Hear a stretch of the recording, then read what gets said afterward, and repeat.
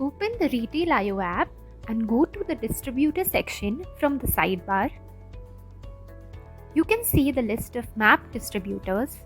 Click on your preferred distributor to see the list of their products.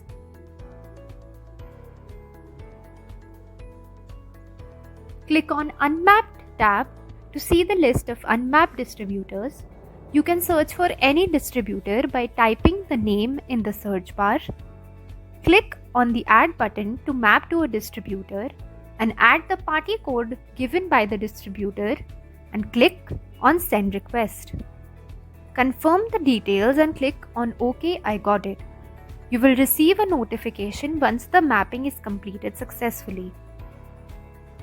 To add a distributor unavailable in the list, click on Add My Distributor, add the distributor details, and click on Send Request.